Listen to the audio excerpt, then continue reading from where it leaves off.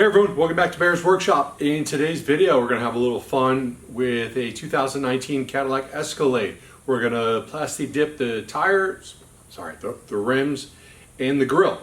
We're doing this just for fun because we can. We're going to be using paint from DipYourCar.com, and we're using a flavor called Brass Monkey. So let's take a look.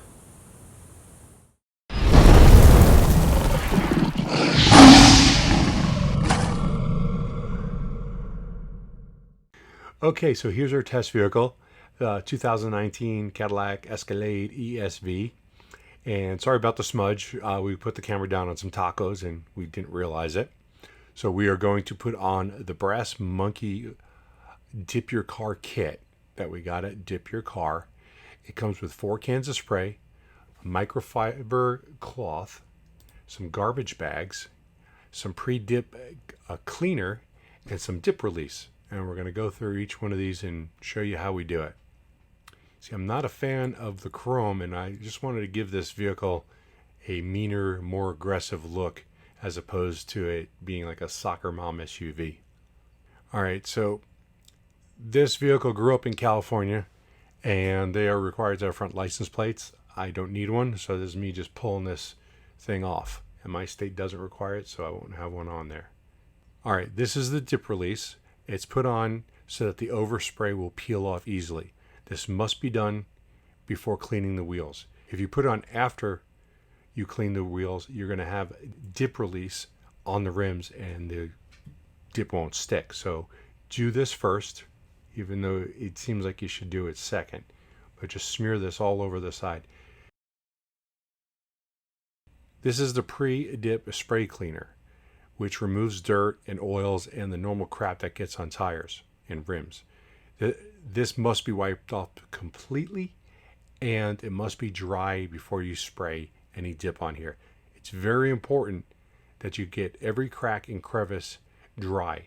So take your cloth, go in and out of every single one, every little ridge and line, and you got to make sure that there's no moisture. They'll shine, they'll look pretty good once you're done with this. You may not want to paint it, but here we go. This is painting it. So you do a light coat on the rim first. You can already see it changing a little bit in the color just with this first coat, but it's you just do a light coat. Just get in all those cracks, crevices. I do not recommend sitting on a cooler or a chair while you're doing this. You can see I'm using 2 hands here because my thumb was getting a little sore already. But get rid of the cooler, get rid of the chair, don't sit on anything, sit on the floor. You actually get a better angle. For the other 3 tires, when I did them, I didn't sit on anything. I sat on the floor and I felt like I was able to get into each crack and each crevice a whole lot better because I'm at a better angle from this. So each time I sprayed, first I went around the wheel to get the outside edge. And as I'm spraying, you can see how it's getting darker. I said that already, didn't I? I had about 10 minutes between each coat. I did 5 coats. First coat, like I said, is pretty light, and then you get thicker and thicker as you go. Don't keep it too close, otherwise you will get runs. This stuff will run not as bad as spray paint will, but if you put too much on one section at a time, you will get runs. As you can see, going through each and every crevice. These are actually easy wheels to paint. A lot of wheels have a lot of lines and a lot of ridges, a lot of places that are hard to get into. These overall were very easy as far as that goes. There was not that much style to them. Just a 7-spoke wheel. Some other things I want to tell you about is ventilation. I should have been wearing eye protection. My eyes were burning for the rest of the day. We had very little ventilation because we wanted to keep the wind out, which will move dust around the shop. Temperature in the shop was about 104 degrees. It was a little hotter outside. I think it might have come out a little better if it wasn't so hot. We had a few spots on the caps that were a little clumpy, and I didn't take into account that the vehicle was sitting outside in the sun, and the wheels could have been hotter just because of the sun beating on them by upwards of 40 degrees. That's if you ever take the temperature of the hood of your car in Arizona, when it's 110 degrees out, you'll find out on a white car it's probably sitting at about 140, 150. I had a white car and a black car and I did that. The white car the hood was about 145 and the black car is about 180, 190, just sitting right next to each other. That's how much heat comes off these vehicles. So some of these rims, I probably should have let it sit in the garage for maybe a little bit longer just to make sure that they were cool. And by the way, I don't do this professionally. This is really done for fun. I wasn't expecting a perfect look. I'm not Fonzie from DipYourCar.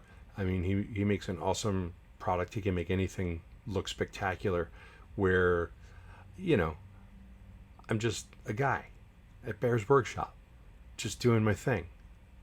So overall, I'm going to give myself a 10 out of 10, of course, because, you know, don't want to take any lumps. I'm sure someone will in the comments, though.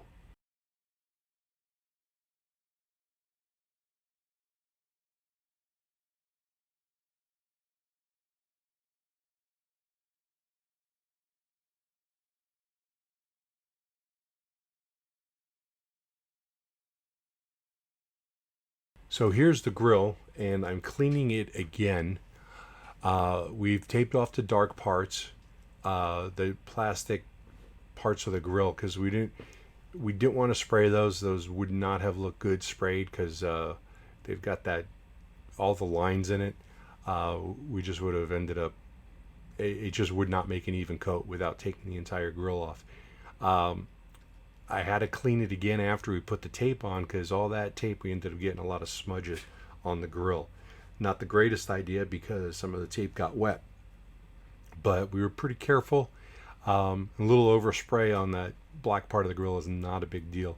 You can see we used just regular paper to tape up the sides and everything. That was just paper I took out of the printer, typical, 8.5 by 11. And we just stuck it on the between the grill and the body, and then taped it down so that no overspray would get on the vehicle. We did get some overspray on the hood, but it just wipes right off. It wasn't a ton, but that's the nice thing about Dip, is that it comes off real easy. The spraying on this is the same as the wheels. First two coats are lighter than the rest. Not going to show you the spraying since you just saw it on the wheels. And here is how the dip release works. You can see now I can just pull the dip off real easy off the tires. Still a little bit more overspray that didn't come off, but most of it comes off, and it just peels right off. I probably could have put more, went wider with the dip release, would have gotten a little bit more, but all these pieces I'm peeling off, even this one at this section where it looks like it's pulling it off the tire or off the rim, it's not. It's actually just pulling it off of the tire itself, and it peels off pretty easy. You got to make sure when you put that on that you get right in that crease between the tire and the rim, and it will peel right off like that. And here comes the big reveal.